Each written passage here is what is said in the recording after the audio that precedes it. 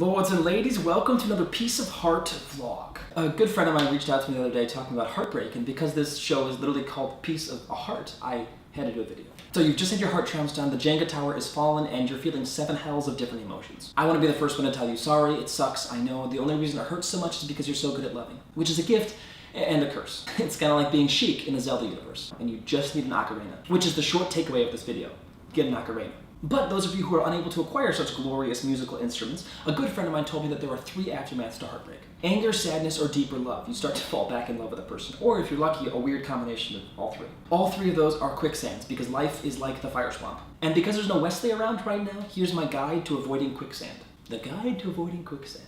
In order of effectiveness, number 1, emotional Pilates. Grief and gloom are universal expressions, and because of that, that means that they're very difficult to face, but they're also global, and the globe has a lot of shoulders to lean on. Family, friends, dogs, especially dogs, they want to help you right now. Reach out to them. Because reaching out actually makes you stronger. Humans are weird like that. It's a bizarre equation. But that's why mob mentality works.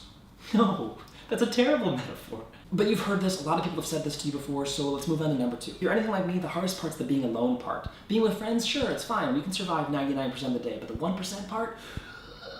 We're gonna call this Operation Find Yourself Again in a way that sparks a new fire inside yourself of self-pride and self-strength, inside your beautiful self. Let me clarify that pretentiousness, and let's get scientific. When something breaks, literally breaks, it changes shape and new surface area is exposed. See where I'm going? Right now you are a new shape, which is a good thing. And the only way you can examine those new surface areas is by doing things that you've always loved or things that you've always wanted to do. I want you to be super selfish for a second and remember what you love most about yourself. And once you realize what that thing is, try to figure out why. Because the why is key. And the opposite of pain is love, and if you fill yourself with love, it erases pain. Because dichotomies.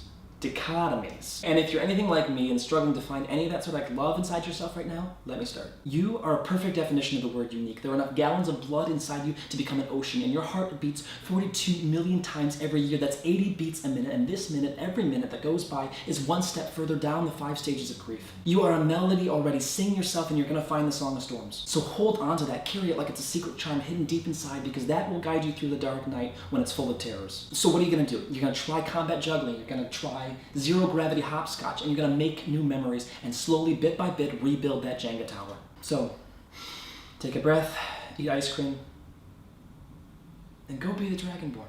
And you're back at full health again. Go! In closing, one more thought. I saw this meme the other day. I hope every conversation in the future begins that way.